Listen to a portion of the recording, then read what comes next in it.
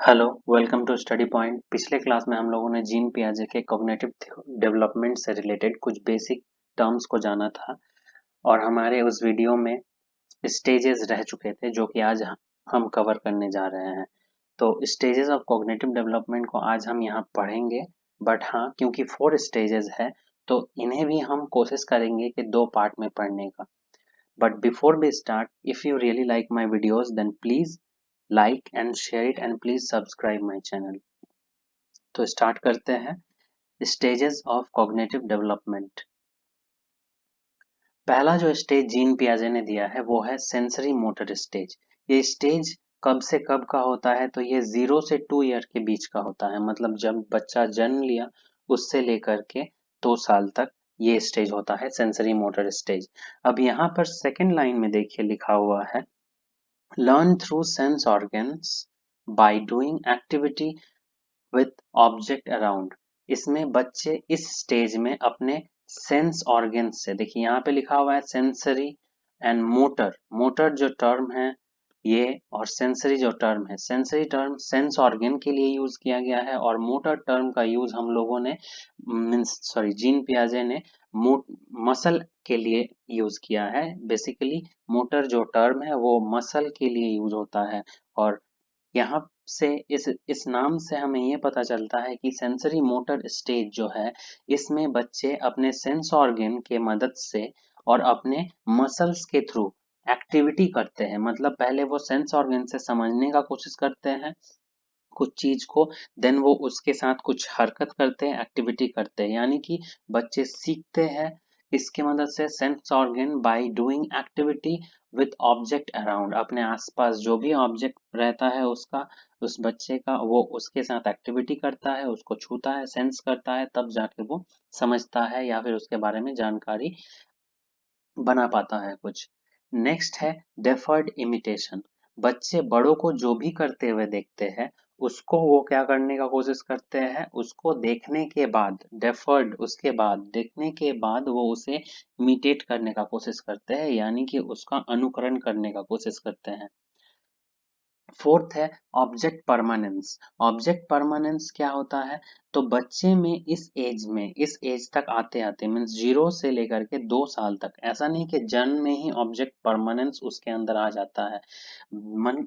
इसका मतलब ये है कि 2 साल आते आते बच्चे के अंदर ऑब्जेक्ट परमानेंस डेवलप हो जाता है। अब ऑब्जेक्ट परमानेंस है क्या? सपोज कि आप एक बच्चे को खिलौना दिए हो और वो उस खिलौने के साथ खेल रहा है, आप क्या किए, उस खिलौने को हटा दिए और उसको छुपा दिए, और वो छुपाते हुए बच्चा आपको देखा कि कहाँ पे आपने छुपाया। तो इस स्टेज में बच्चा जो है समझ पाता है कि वो जो खिलौना आपने वहां से हटाया उसके सामने से, वो एग्जैक्टली गायब नहीं हो गया या खत्म नहीं हो गया, वो अभी भी है। तो वो उसे खोजने का कोशिश करता है।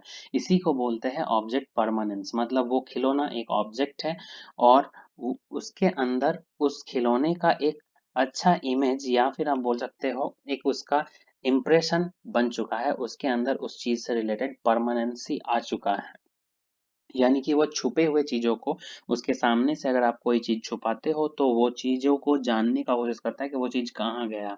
सपोज और एक एग्जांपल हम लेके देखते हैं। जैसे देखिएगा आप लोग, वो बच्चा जब लुका छुपी खेलता है, या फिर आप मान लीजिए उसी बच्चे के साथ खेल रहे हैं और खेलते खेलते छुप गए, तो वो आपको खोजने का कोशिश करता है। बट हाँ, एग्जैक्टली 0 से 2 ईयर में जो होता है वो, 0 से 2 ईयर के बीच में जब 2 साल आ जाता है बच्चे का, वो 2 साल आते आते तक ये वाला जो कैरेक्टर है बच्चे के अंदर डेवलप हो जाता है।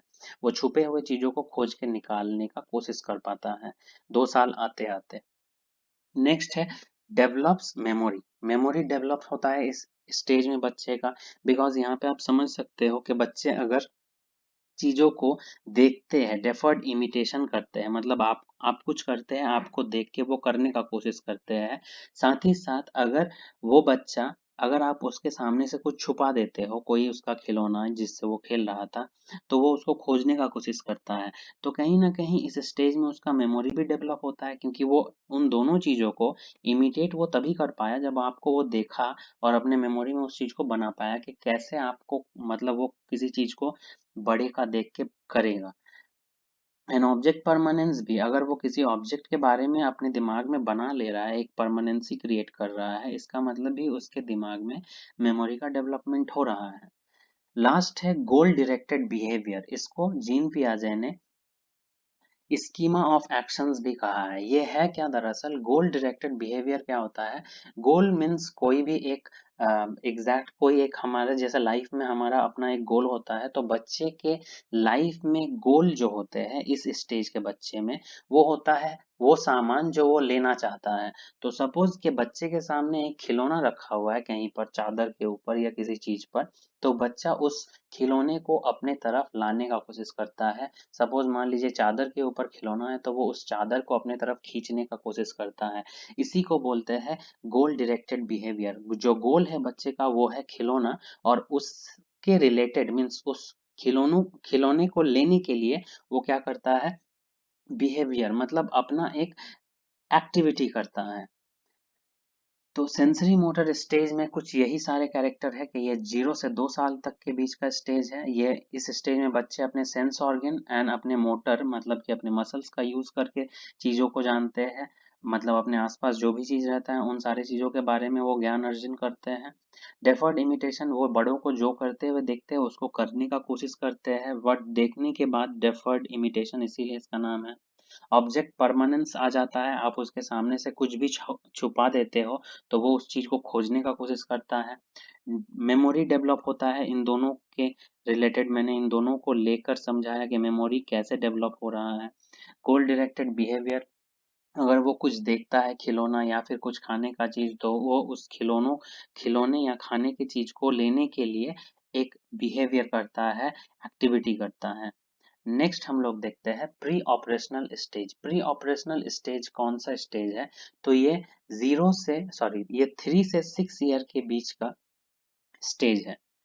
बच्चे जब 3 से 6 साल के उम्र में रहते हैं तब हम उसे प्री ऑपरेशनल स्टेज मतलब बोल रहे हैं, या तो आप इसको ये भी बोल सकते हो अर्ली चाइल्डहुड का जो स्टेज होता है। इस स्टेज का एक कैरेक्टरिस्टिक क्या है कि यहाँ पर बच्चे में ट्रांसडक्टिव रीजनिंग डेवलप होता है।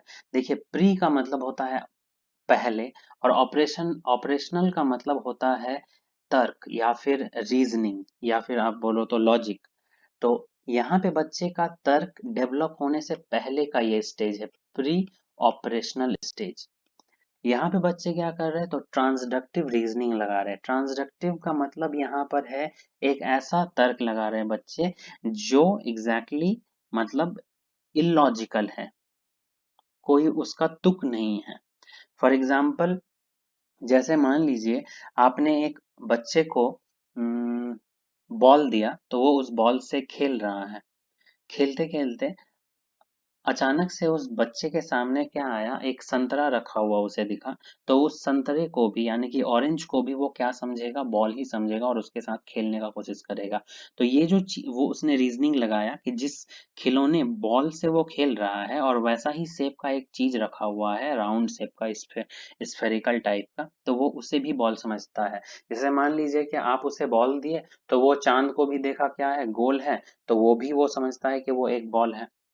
एग्जाम्पल के तौर पे इसमें और भी, उसको मान लीजिए आपने रोटी दिखाया, राउंड सर्कल टाइप का, उसने आसमान पे क्या देखा, चांद देखा, वो सोचेगा चांद भी एक रोटी है। तो ट्रांसडक्टिव रीजनिंग इस स्टेज में बच्चे का डेवलप होने लगता है।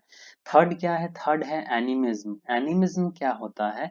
एनिमिज्म होता है कि बच्चे में इस स्टेज में सजीव और निर्जीव जो वस्तु होते हैं, living thing and non living thing objects के मतलब बीच में वो डिस्टिंग्विश नहीं कर पाता। वो लिविंग थिंग को एंड नॉन लिविंग थिंग को दोनों को ही लिविंग थिंग समझते हैं। एग्जैक्टली मतलब लिविंग थिंग तो लिविंग थिंग है ही, लेकिन वो बच्चा नॉन लिविंग थिंग को भी लिविंग थिंग समझता है। इसीलिए देखिएगा जब उस बच्चे को किसी चीज से चोट लग जाता है, इस स्टेज के बच्चे को, और जिस चीज से चोट लगता है अगर आप उस चीज को उसके सामने मारने का कोशिश करोगे कि लो इसे मार दिया, तुमको इसने चोट दिया ना, इसे मार दिया, तब वो बच्चा फिर हंसने लगता है, समझता है कि उसे भी अब बदले में चोट लगा जिससे उसको चोट लगा था।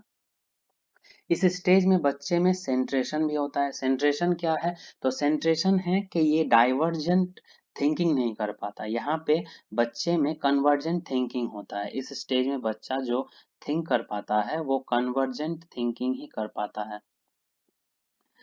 एग्जाम्पल के तौर पे अगर आप इस स्टेज के बच्चे को खाने के लिए मान लो कि एक समोसा लिए और उस समोसे का या फिर एक टॉफी लिए मान लीजिए किटकैट, उस टॉफी का दो हिस्सा करके उसको रखे एक जगह पर और एक किटकैट पूरा मीन्स फुल टॉफी को आपने एक जगह पे रखा, एक पूरा पीस को।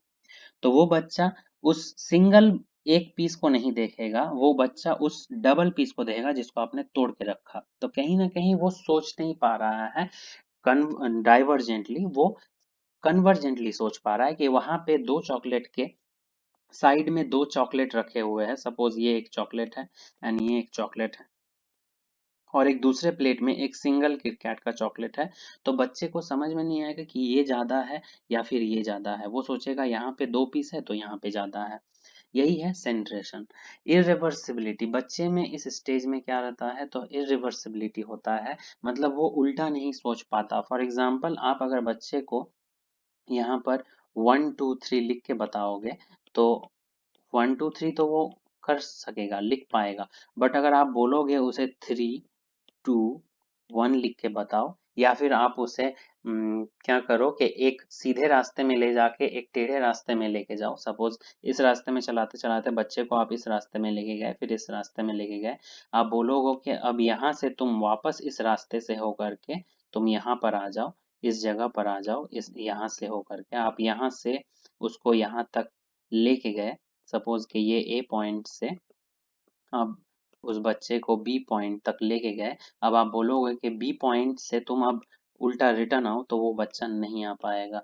यानी कि बच्चे में इरिवर्सिबिलिटी है, वो उल्टा नहीं सोच पाता, उल्टा गिन नहीं पाता, इस तरह का चीज है। लास्ट है ईगोसेंट्रिज्म। इस स्टेज के बच्चे में ईगोसेंट्रिज्म होता है, वो अहम केंद्रित होता है, वो अपनी ही चीजों को सोचता है, वो दूसरे के थिंकिंग को नहीं समझ पाता। इस स्टेज के बच्चे बेसिकली दूसरे के थिंकिंग को नहीं समझ पाते, इसी चीज को हम बोल रहे हैं ईगोसेंट्रिज्म।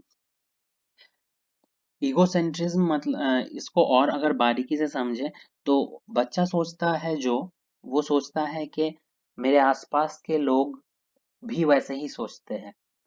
बच्चा अगर सोच रहा है खाने के बारे में तो वो सोचता है साथ में, मतलब साथ ही साथ कि मेरे आसपास के लोग भी खाने के बारे में सोच रहे हैं।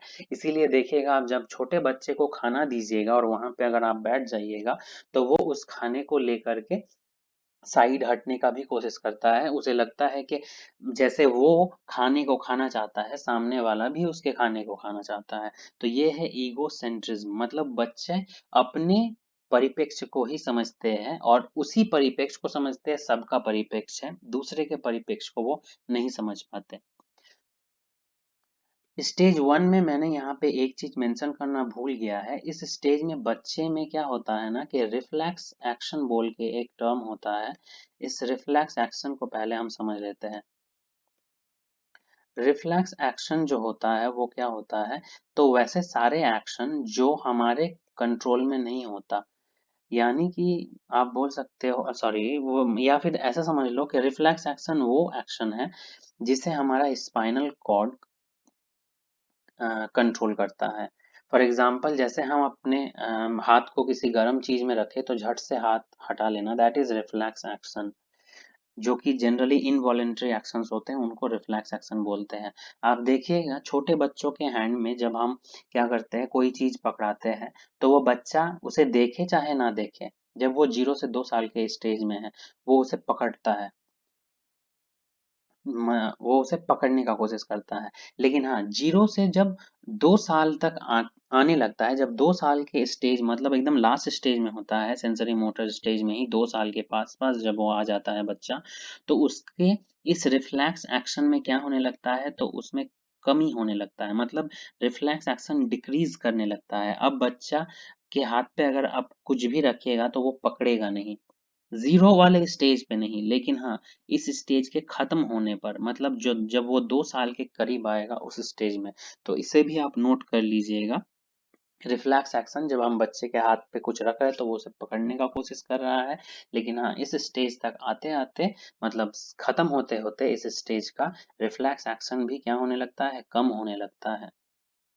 तो आज के लिए हम इतना ही रखते हैं, फिर हम लोग नेक्स्ट वीडियो में थर्ड एंड फोर्थ स्टेज जो है पियाजे के थ्योरी का, उसे हम कवर करेंगे और उसे समझने का कोशिश करेंगे। और अगर आपको मेरे वीडियोस अच्छे लगे या फिर कोई भी डाउट भी अगर हो आपको इस वीडियो से रिलेटेड, तो प्लीज़ आप कमेंट कीजिए, मैं आपके कमेंट का आंसर देने का कोशिश करूंगा। और अगर आपको अच्छा लगे तो प्लीज़ इसे लाइक शेयर और मेरे चैनल को सब्सक्राइब कीजिए। Thank you so much.